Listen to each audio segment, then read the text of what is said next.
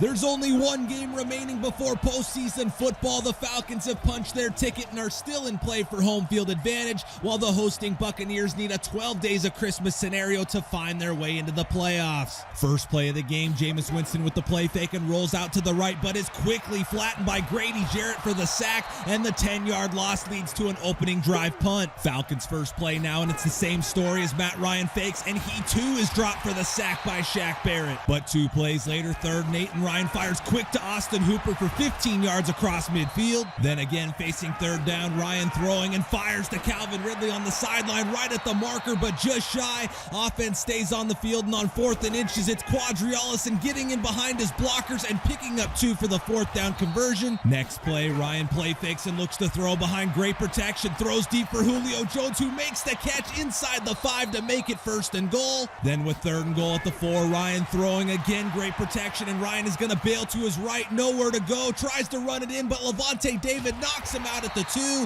Dan Quinn sends out Giorgio Tavecchio, who makes the 20-yard field goal and puts the Falcons on the board first with a 3-0 lead. Ensuing drive, Winston with the fake and looking to throw, where he fires down the middle to Chris Godwin for 22 yards right to midfield. Next play, Winston throwing again, and this time finds O.J. Howard, who picks up 11 yards and another Buccaneers first down. 3 plays later, 3rd and 4, and Winston goes short to Mike Evans, who has the catch just past the marker to move the chains again. Bucks inside the 10 now, and on 2nd and 4, Winston play fakes and finds Jordan Leggett for 6 yards to make it 1st and goal. Then on the next play, Winston with the play fake, but is swarmed by Falcons as Duke Riley drops him for the sack and loss of 7. And on 3rd and goal, Winston throwing and has great protection as he looks for the end zone, moves to his left again, and wants Mike Evans, who has it, but Keanu Neal knocks it loose, and it's ruled a touchdown.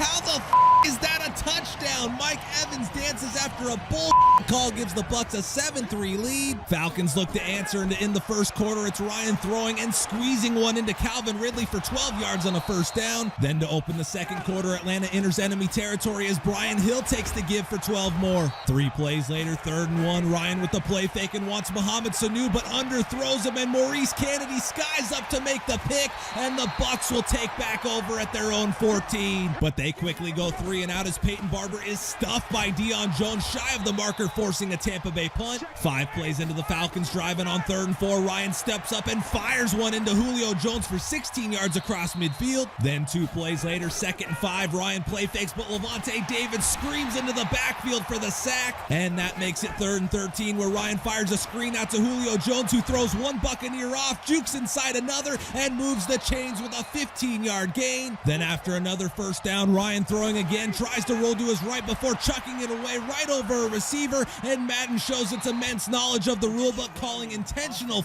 grounding. Next play, Ryan throwing again behind good protection, moves to his right, makes the crossbody throw to Julio Jones for 18 yards to set up 3rd and 5. Ryan again throwing and just gets his pass away to Brian Hill, who gets close to the marker but comes up shy of a 1st down. Offense stays on the field again and gives to Ricky Ortiz, who is stuffed behind the line, so the Bucs with a chance to extend their lead before half. And on 3rd and 1, it's Winston to Mike Evans for 10 yards to the Bucs 32. Then facing 3rd down again, it's Winston, this time finding Chris Godwin for 11 yards on the 1st down near midfield. Next play, Winston again throwing behind good protection and drops a dime into O.J. Howard for 30 yards to the Atlanta 24. And facing 3rd down from the 18, Winston again throwing and wants the end zone, but Desmond Trufant knocks it away incomplete. Matt Gay comes out, puts through the 35-yard field goal, and after leading 31-10 in the first meeting, the Falcons trail 10-3 at the half in this one. Falcons go 3 and out to start the 3rd, but pin the Bucs deep, and on their first play, it's Peyton Barber off the left side, breaking a tackle and picking up 14 yards on a 1st down. Then on the following play, Winston throwing, and he's got tight end O.J. Howard for 16 more. 2 plays later, and it's back to Barber on the ground as he takes the counter, whiffs the truck stick, but picks up 11 yards into Atlanta territory. Bucs offense continues to roll on the next play as Winston fakes the give, moves to his right, and delivers over the middle to Mike Evans for 16 yards and another 1st down. And keep those chains moving as this time it's Brashad Perryman on the receiving end of a 14-yard Winston completion. completion. But that's where the fun would end, as 3 plays later, Winston throwing and his drilled ball clearly comes out, but it's blown dead by these no-nipple having Stevie Wonder refs. Matt Gay comes on, and his 44-yard field goal gives the Bucs a 2-score lead, putting them up 13-3. Falcons looking to respond, and on their first play, Ryan play fakes and floats one up for Austin Hooper, who makes the awkward 16-yard catch. 2 plays later, Ryan fakes the run, rolls to his right, and dumps to his running back Brian Hill, who jukes inside, picking up 10 in the first down across midfield. Then facing 3rd and 5, Ryan moves to his right and finds a wide-open Austin Hooper over the middle for another 17 yards and first down. And on the following play, Ryan looking to throw again behind great protection, fires towards the end zone for Julio Jones, who is wide open at the goal line for the 26-yard score, and the 7-play, 76-yard drive cuts the Tampa Bay lead to 3. Tampa Bay trying to avoid a 3-and-out and will succeed as Winston finds Chris Godwin over the middle for 9 yards to move the chains. Then on the following play, the Bucs enter Atlanta territory as Peyton Barber takes it off the left side, cuts back, nearly breaking it as he picks up 14 more. And again, facing 3rd down, the Bucs need 8, and they're going to get a whole lot more as Winston stands in and threads the needle to Brashad Perryman for 28 yards down inside the 20. First play of the 4th quarter, which means with 15 minutes left, the AI goes into preserve the 3-point lead mode and runs the ball on 3rd and 12. Of course, they're not going to get it. Matt Gay is sent out for his 3rd attempt of the day, and the 35-yarder is perfect, extending the Tampa Bay lead to 6. So a touchdown gives the Falcons the lead, and on 3rd and 5, Ryan moves to his right and throws to Julio Jones on the crosser, who picks up a block, jukes inside, and is up the sideline for 25 yards into Bucs territory. 4 plays later, Bucs bring the blitz, and it gets home as Levante David drops Ryan for his 2nd sack of the day. Then on 3rd and 19, Ryan throwing, and he's got Julio Jones on the post for 21 yards and a huge 3rd down conversion. And after an Austin Hooper 9-yard catch, it's Brian Hill for 2 yards to make it 1st and goal. But then on the next play, Ryan play fakes his hit from behind, ball again comes out, and again these no-nipple having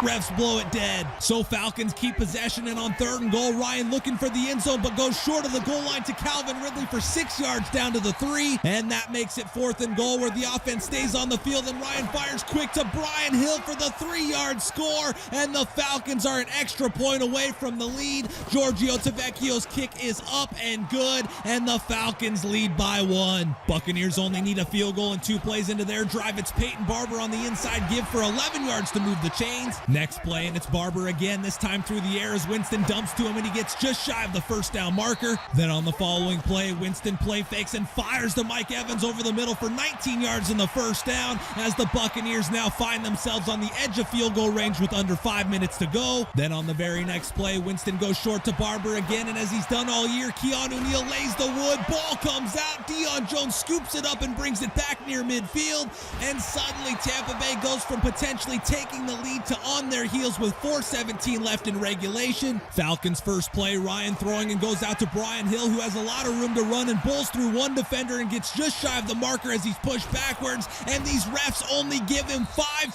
yards. So 3rd and 5 now, Ryan throwing again, stands in and fires downfield for Brian Hill, who makes the 26-yard catch well into Tampa Bay territory. 3 plays later, 3rd and 10, and again Ryan stands in and delivers to Julio Jones for 16 yards. Bucs out of timeouts, and on 3rd and goal, Brian Hill just runs it into the line for 2 yards, taking another 40 seconds off the clock. Giorgio Tavecchio puts through the 23-yard field goal, so Tampa Bay now needs a touchdown. And with one last shot, Winston throws a prayer deep downfield where DeMonte Casey picks him off, and the Falcons, after an 0-3 start, finish the year as winners of 12 of their last 13 and go a perfect 6-0 against their NFC South rivals. Matt Ryan caps off the season with a 29 of 34, 356-yard performance, with 162 of those going to Julio Jones. The win locks up a first-round bye for the Falcons, and they'll head home to await one of the 2 wild-card round games held next week. All right, guys, so we cap off the regular season with another grindy win and finish up the year 12-4. Definitely a different game this time around than the first time we played the Bucs and won 51-20. Definitely also had some weird things happening in there with the first touchdown where the ball gets knocked out and it's ruled a catch, and then the sacks as well where, again, the ball clearly comes out but it's blown dead. But overall, another pretty fun game. But moving into our final team activities of the year, we start with scouting, where we added a pair of right ends in Kirkland Bullard and Trey Trayvon Overstreet, who are both second-round true talents, while Bullard is a first-round projection and Overstreet is a second. Then lastly, we have Jimmy Hurst, a running back out of Georgia Tech, who is a third-round projection and a first-round true talent. And as we head into the playoffs, we also have an injury big decision with running back Ito Smith, and I've always been one that goes against these and never uses them, but with it being the playoffs and the situation we currently have at running back, we're going to bring him back early, and he had a dislocated elbow, so we're going to throw an elbow brace on him as well. But moving on, heading into the playoffs, we had two players to upgrade, starting with Austin Hooper, who received 9 attribute upgrades that were as follows: +2 catch in traffic, +1 catching, +1 juke move, +1 lead block, +1 pass block, +1 pass block finesse, +3 pass block power, +1 run block, and +1 run block power. And the other player was Deidrin Sennett, who I don't think has seen a snap this season and receives a 1-point upgrade to both awareness and tackle, and then a 2-point increase to power moves. Moving on to the league news, we start with the Week 17 scores, where the Ravens beat the Steelers 28-21, Jets hammer the Bills 42-13, Giants upset the Eagles 35-14, Panthers win by 3 scores over the Saints, Browns lock up the 5 seed in the AFC with a 31-24 win over the Bengals, Cowboys, Lions, and Texans pick up home wins, Colts beat the Jags in Jacksonville, Chargers take down the Chiefs, Vikings win by 7 over the Bears, Dolphins win 25-21 over the Patriots, Raiders hammer the Broncos to finish their season strong. Then wrapping up the regular season was the Rams beating the Cardinals and the Seahawks winning 26-20 over the 49ers in overtime. So as we look at the final AFC standings, the Jets win and Patriots loss puts New York in the postseason at 9-7 and makes them AFC East champions.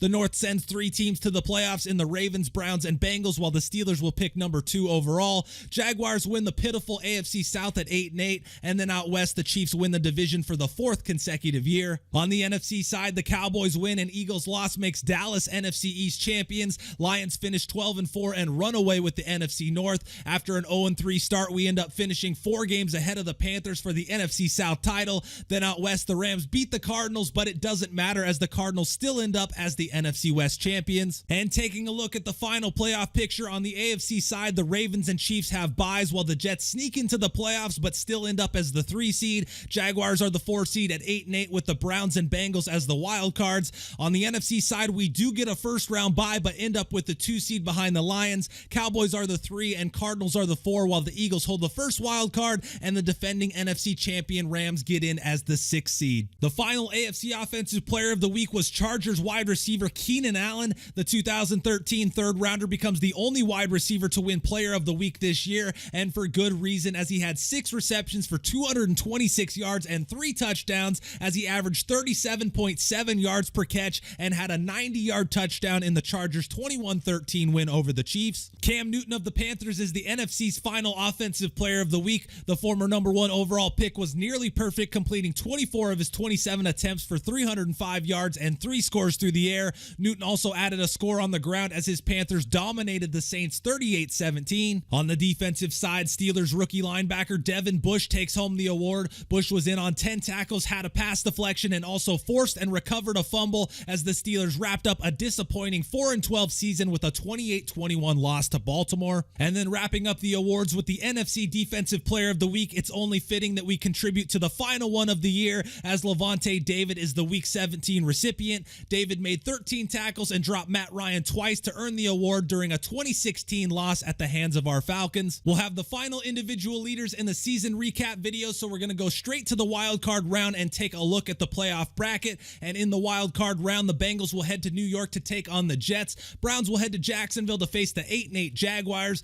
Then on the NFC side, the Rams head to Dallas as they look to defend their NFC crown. And wrapping things up will be the Eagles heading to Arizona to face the NFC West champion Cardinals. Ravens, Chiefs, Lions, and us await the winners of those games. And with that being the case, we move right into the divisional round, where we see the Bengals advance with a 19-14 win over the Jets, and they'll face the number 1 seed Ravens after losing 28-21 in Week 6 and 42-0 against the Ravens in Week 10. Browns hammer the Jaguars 42-10 and will move on to play the Chiefs in what will be the first ever postseason meeting between those two teams. It takes overtime, but the Rams take down the Cowboys 34-28 and will move on to face the Lions, who will host their first playoff game since 1993. And then the Eagles skunk the Cardinals as they pick up a 34-0 shutout win and will be our divisional round opponent after beating us 31-20 20 in week 2 earlier this year. But that's going to do it here, guys. Regular season is officially in the books, and the postseason now begins, where we haven't had the best luck when it comes to my previous Madden series, but we'll look to change that when we play the Eagles next video.